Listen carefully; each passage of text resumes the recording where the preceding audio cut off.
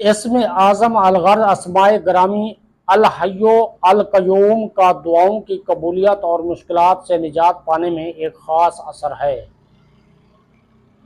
اسم اعظم الحی القیوم کا دعاؤں کی قبولیت اور مشکلات سے نجات پانے میں ایک خاص اثر ہے۔ سیدہ اسماء بنت یزید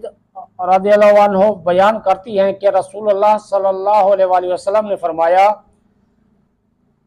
اللہ کا عظیم ترین نام اسم اعظم ان دو آیتوں وَإِلَٰهُكُمْ إِلَٰهٌ وَاحِدٌ لَا الہ الا هو الرحمن الرحیم